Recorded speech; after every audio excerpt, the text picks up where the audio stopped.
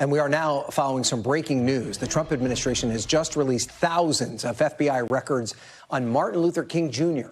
The documents inside include details about how the FBI's investigation into King's assassination, and the release comes despite opposition from the civil rights leader's family.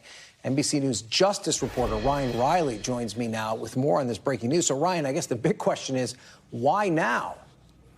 Well, this was something that Donald Trump had ordered, but, there was that famous video of that Fox News interview that Donald Trump did where he was talking about what he would order declassified, and talking about the JFK files, the MLK files, and then the Epstein files. And the Epstein files was the one he sort of held back on there. And that's, of course, what is really dominating the news, or at least was as of a couple days ago. And this, the timing of this, I think certainly raises, a few eyebrows. Obviously, this is something that had been in the works for a while, so the exact timing, but combined with a number of other stories that we saw today, along with some of Donald Trump's posts from overnight, it seems as though changing the topic from Epstein seems to be a major focus here for sure, Ryan. And this is not something the King family is in favor of. They voiced their opposition to this release. Why don't they want this information out there?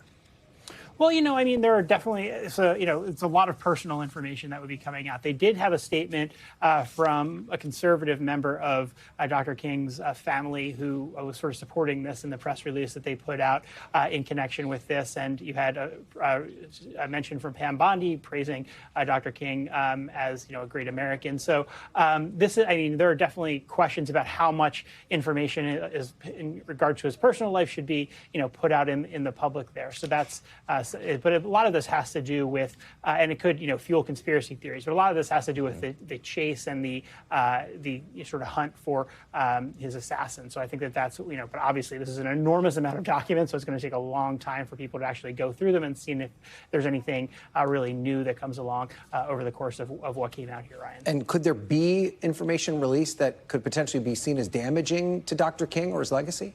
I think it remains to be seen, right? Because we have so much material that still has to be gone through and put in the context of what was already known. Obviously there are some great biographies out there about Dr. King that look, including a trilogy that looks over the course of his life. So this is something that has been closely studied. Some files have come out before, but I think this mostly is going to be focused on the assassination, but it remains to be seen, I think, what exactly is going to be in these hundreds of thousands of pages of documents. Okay, Reilly, thank you for updating us on that breaking news. We thank you for watching, and remember, stay updated on breaking news and top stories on the NBC News app or watch live on our YouTube channel.